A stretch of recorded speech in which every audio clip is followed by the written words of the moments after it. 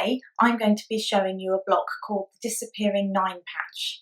Now it's a really lovely block, and to the untrained eye it looks like it could be quite complicated, but actually it's really easy and I'm going to show you how.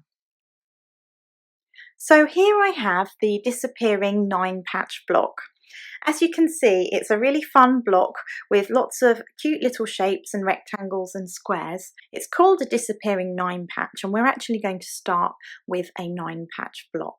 So let me show you. I've got 9 5-inch squares, and I'm just going to lay them out in an order that I'm happy with, taking into consideration the colours. So I've got my purples, I've got my darks, and I'm going to add in a lovely pop of orange. And I love these low volume prints as well. Put another orange one here. Now these are 5-inch squares, and 5, 10, 15, that makes 15 inches, and even with a 1/4 inch seam it's going to make our block too big because we're looking to make a 12.5-inch block. But what we're going to do is we're going to oversize the block and then we're going to trim it down, and that way we'll know that everything is nice and accurate and we'll get our nice crisp edges around the edge. Just going to quickly tell you about these fabrics. Probably going to swap those over actually, so that we don't have two purples together. Good, I like that now. So these fabrics, some of them are from my own collection, which is the Great British Quilter Back to Basics collection for Ashford Studio. That's this one, and this one here. And then these gorgeous prints are from Denise Schmidt. And then we've got a Kona cotton solid here. This is an Essex linen. And then we've got another really fun low volume print here. So what I'm going to do now is I'm going to sew my squares into rows using a 1/4 inch seam, and then I'm going to press my seams for the top row to the right, and then I'm going to press my seams for the middle row to the left, and then I'm going to press the seams for my bottom row to the right. Okay, so I've sewn my rows together. My top row, my seams are going to the right, my middle row, the seams are going to the left, and then my bottom row are going to the right again. And I just wanted to tell you why I've done it that way with the seams. What I'm going to be doing is joining all the rows together to create my 9 patch. So if we imagine, I'm going to place this one right sides together, and then I'm going to do what's called nesting the seams. So can you see how this seam here is going to the right and this seam here is going to the left, which means that I don't have lots of bulk all on one side. So it just spreads out the bulk of the seam.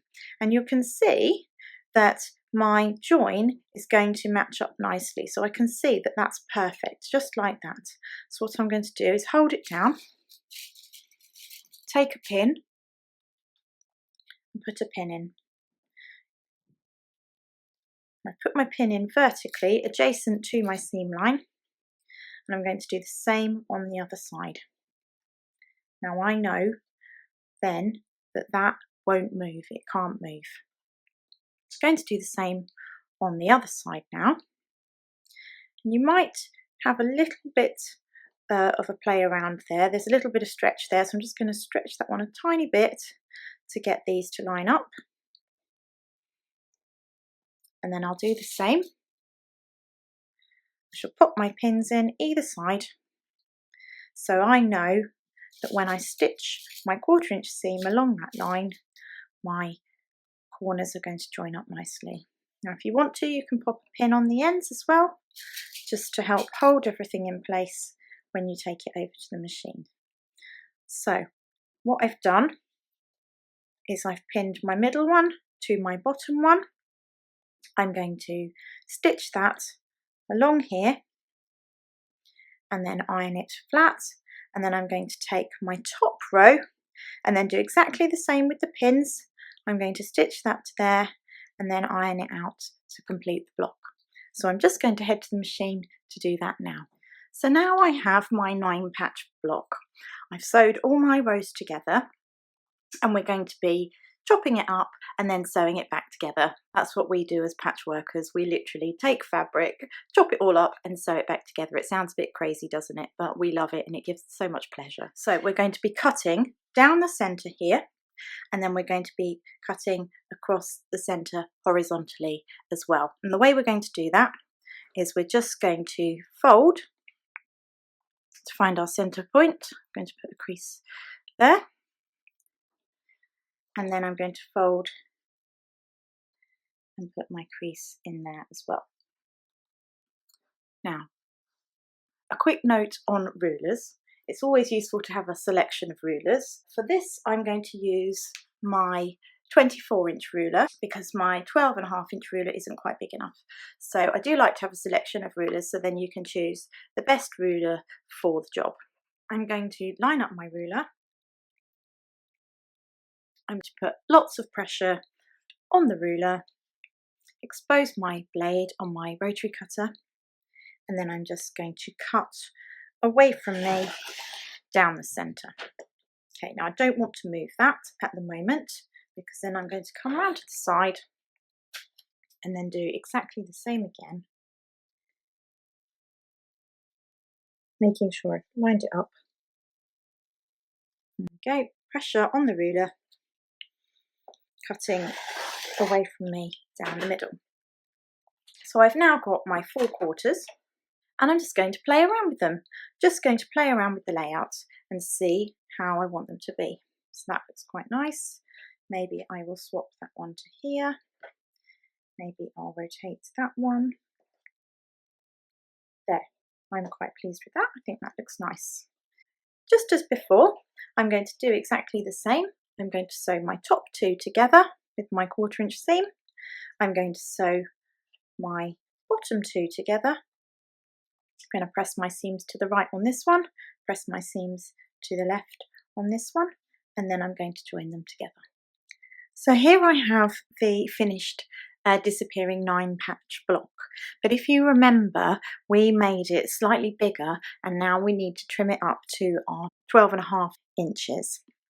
So I'm going to take my ruler and I'm going to put the ruler at the 6.25 position, measuring from this central line. So this central line down here, I'm going to put it on the 6.25 inch position.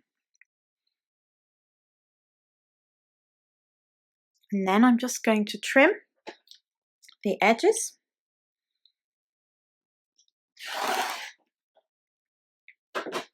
And then I'm just going to rotate. And I'm going to do exactly the same again. Find my 6.25 inch position. And this ruler is 6.5 inches, so I know that it's just 1/4 inch less.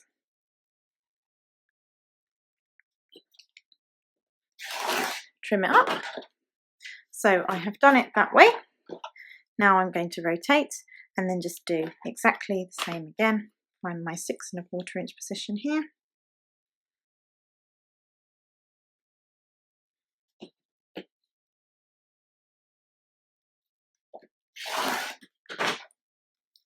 And then rotate.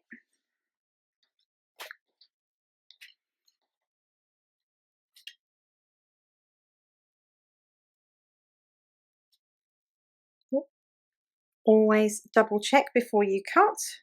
They say measure twice, cut once for a reason. Nearly was 1/4 inch out then, so there we go. Make sure we get it right before we cut. And there we have it, our 12.5 inch block disappearing 9 patch.